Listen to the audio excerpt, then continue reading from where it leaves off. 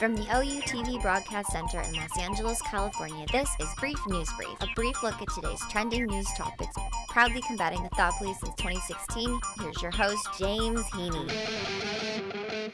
I'm James Heaney, and this is your Brief News Briefing. Goldman Sachs is reportedly moving ahead with plans to set up what appears to be the first Bitcoin trading operation at a Wall Street bank. The bank is about to begin using its own money to trade with clients in a variety of contracts linked to the price of Bitcoin. Goldman's not going to initially be buying and selling actual Bitcoins, but it's a huge shift in position for them because until now, regulated financial institutions have steered clear of Bitcoin, with some going so far as to shut down the accounts of customers who simply traded in Bitcoin. Since the beginning of the year, the price of Bitcoins has plunged and then recovered significantly, but this is all because traders have faced uncertainty about how regulators are going to deal with virtual currencies. Now, Goldman Sachs has made a big push to position itself as the most technologically sophisticated Wall Street firm, which is probably why they're trying to get ahead of the curve on this. The virtual currency trading, though, isn't going to be available to just anybody. It's only for big institutional investors, and it's going to begin in the next couple of weeks with official start date being announced. I can't help but wonder, why is it that big investors are the only people that can trade in Bitcoin? Just what Bitcoin needed, big business to solidify it, right? Donald Trump has got some weird, odd doctors surrounding him. The only thing keeping it from being the strangest set of doctors ever in history is the complete lack of Dr. Stephen Strange. One of his doctors recently was nominated to run the VA, which epically went down in flames last week. Another doctor was the one that released a statement in 2015, this is the year leading up to the Republican primaries, if you'll recall, saying that Trump's health was super fantastic, in not so many words. His name was Dr. Harold Bornstein.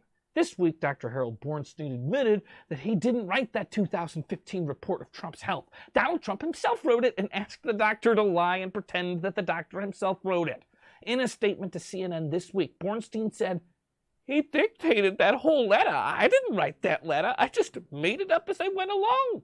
Well, there might have been some wee bit clues in that letter. That letter stated, "If elected, Mr. Trump, I can state unequivocally, will be the healthiest individual ever elected to presidency." Now, why I'm using Trump's voice, I don't know why I did that when I'm quoting Bornstein's letter. But Bornstein re-enters the spotlight this week, claiming that on February 3rd, 2017, President Trump's longtime bodyguard, Keith Schiller, allegedly broke into the Park Avenue offices of Harold Bornstein and stole Trump's medical records. The doctor says that the experience made him feel raped, frightened, and sad. I'm not even going to get into that statement, but Bornstein served as Trump's physician for more than 3 decades. White House Press Secretary Sarah Huckabee Sanders described the visit to retrieve the records as standard operating procedure for a new president. Ha! Maybe for a new thug president, but it is not standard operations to just go in and raid people's offices. Period.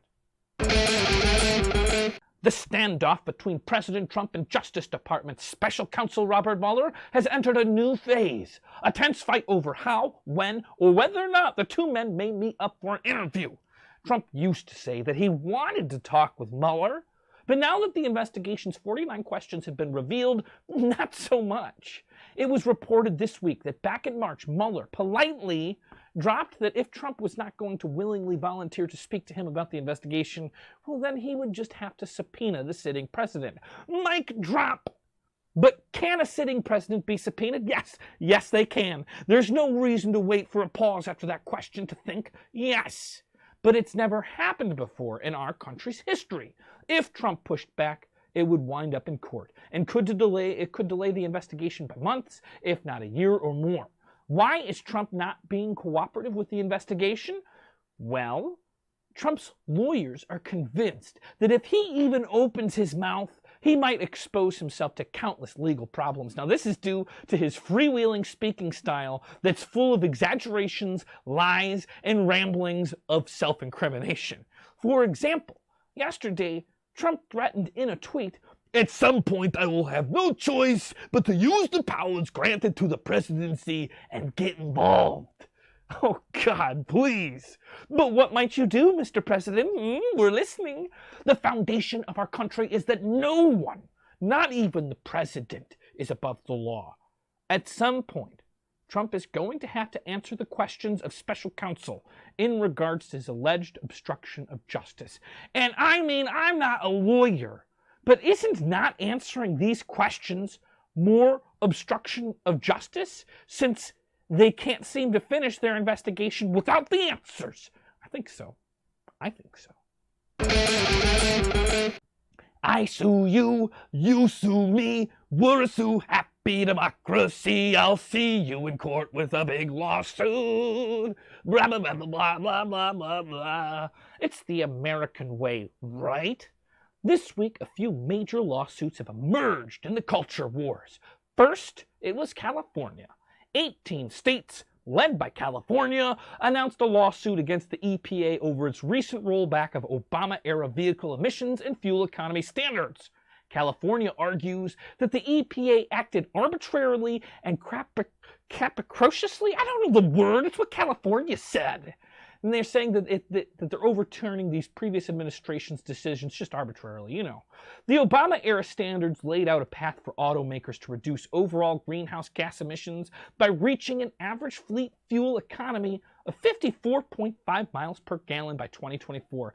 That sounds amazing, but automakers are complaining that it's too high of a standard. In fact, American car maker Ford announced last week that it was removing the sedan altogether from production and focusing just on the big American SUVs. Come on, Ford, are you not paying attention? You're getting rid of small fuel economic vehicles to get in soccer mom tanks?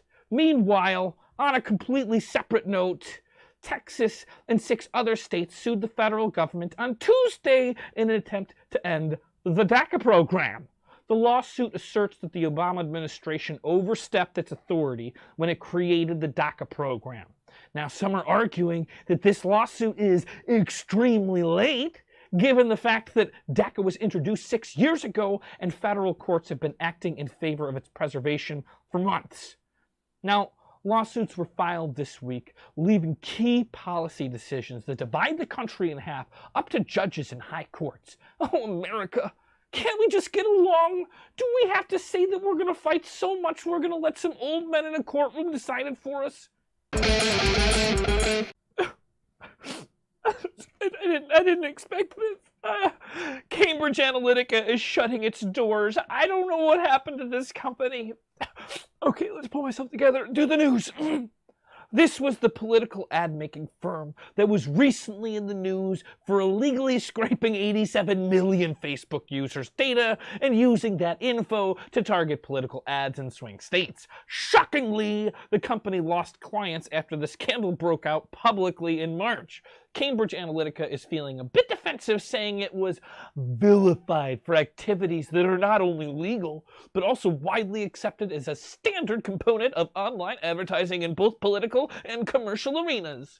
The firm continues to face potential investigations and sanctions from regulators around the world. As if that wasn't enough drama for the former firm, Cambridge Analytica's former chief executive, Alexander Nix, was caught on tape by a British news broadcaster suggesting that the company could use bribes and sex workers to entrap politicians it had hoped to defeat. Oh, really? It was also famously run by Steve Bannon, former advisor to President Trump. The firm is now beginning bankruptcy proceedings in the U.S. Hopefully, they don't just rebrand to another name and start their dirty political business all over again, but that's just a crossed finger scenario.